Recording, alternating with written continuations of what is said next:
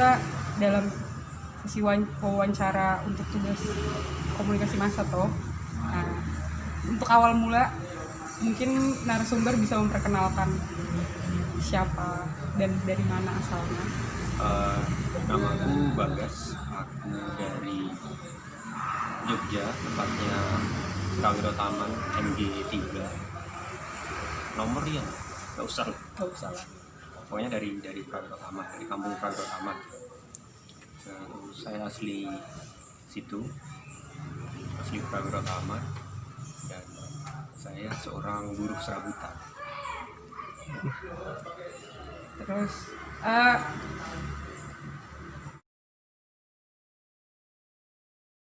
Bismillahirrahmanirrahim. Assalamualaikum warahmatullahi wabarakatuh. Waalaikumsalam warahmatullahi wabarakatuh. Perkenalkan, nama saya Muhammad Akil Gawi, dan di sebelah saya ditemani oleh Bung Panji selaku mewakili pemudi yang berada di Bungku Tengah.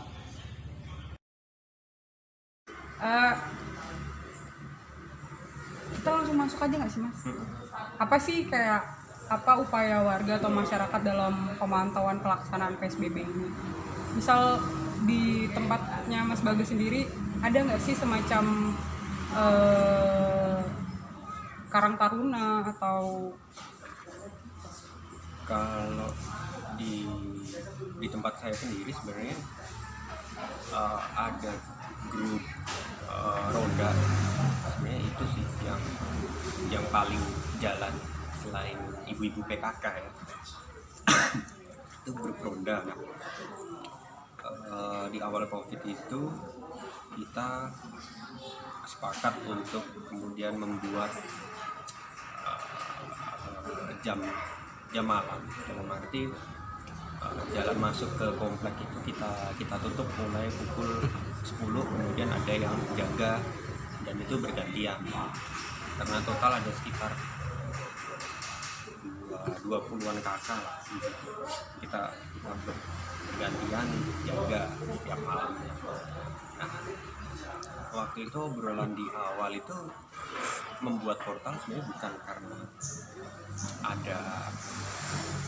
ada penularan dan segala macam, karena kita nggak bisa membatasi pergerakan warga ya, dalam arti banyak yang harus tetap bekerja di luar dan segala macam.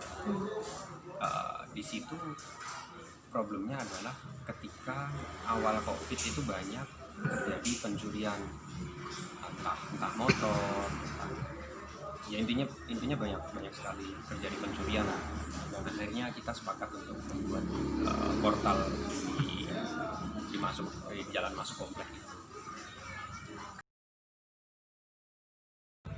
Bagaimana cara pemudi menangani COVID-19 di wilayah Bungku Tengah? Khususnya bagi pemuda yang pertama, cara penanganan kita tentunya kita mengacu pada protokol kesehatan yang dikeluarkan oleh pemerintah kita ya, dari pusat maupun di daerah. Dan tentunya di situ ada jaga jarak ya, physical distancing, dan juga ini kan selama pandemi dari awal sampai sekarang ini ada beberapa perubahan zona ya. Yang pertama ada Morowali terkena yang namanya zona merah. Nah, ketika itu zona merah, maka kita semua baik di pemuda maupun masyarakat itu melakukan yang namanya karantina, atau sebut saja tinggal di rumah ya kan, tanpa ada kontak dengan orang di luar dari diri kita. Itu. Yang kedua itu tentunya aktivitas kita itu terbatas ya, kita harus batasi sesuai dengan kebijakan yang dikeluarkan. Selain agenda pembatasan jam malam itu, apalagi kesepakatan yang udah dibuat sama warga di tempat Mas Bagas? Sebenarnya kalau kesepakatan sih awalnya hanya itu, karena balik lagi ke persoalan kayaknya pencurian dan segala macam. Tapi hal-hal yang akhirnya berjalan atau di luar kesepakatan itu adalah seperti kita saling mengingatkan tentang penggunaan masker, ya sosialisasi tentang COVID lah intinya. Karena di awal-awal COVID itu ya kita tahu sendiri bahwa dari masyarakat sendiri masih bingung sebenarnya COVID ini apa sih, hal-hal begitu sih yang kemudian kita jadikan bahan obrolan.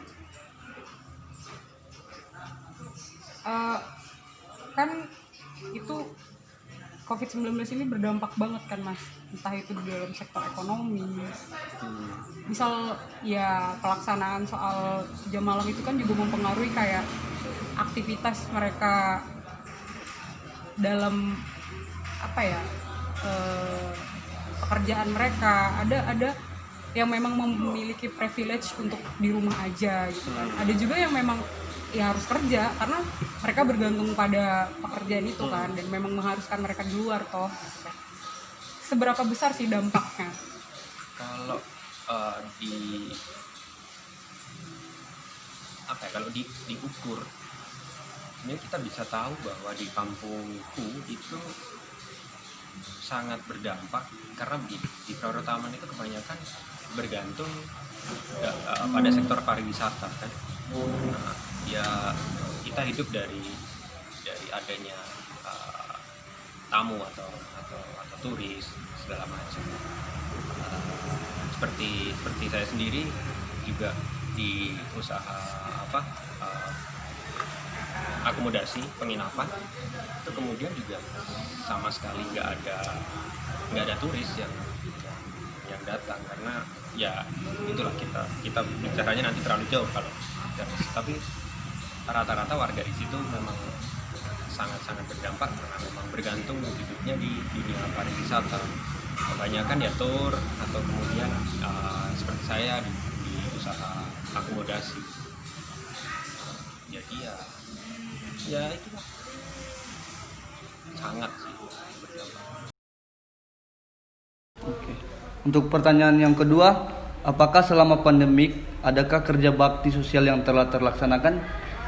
Ya, kalau soal itu kita lihat lagi apakah daerah itu zonanya parah atau tidak. Nah, kalau kita berbicara Morowali, seperti saya katakan tadi ada beberapa perubahan zona.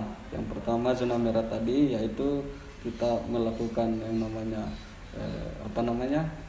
di rumah saja ya kan, atau karantina. Yang kedua, akhir-akhir ini memang tidak terlalu parah ya, jelas kita ada ruang untuk melakukan yang namanya aksi-aksi atau bakti-bakti sosialnya. Yang kami lakukan adalah pertama pemasangan spanduk itu sebagai promosi untuk pencegahan ya kan, ada beberapa titik ya, salah satunya Bungku Tengah. Nah, itu yang kami lakukan. Yang kedua itu penyemprotan ya kan, penyemprotan pakai obat disinfektan itu di tiap tempat yang menimbulkan potensi untuk berkerumun itu.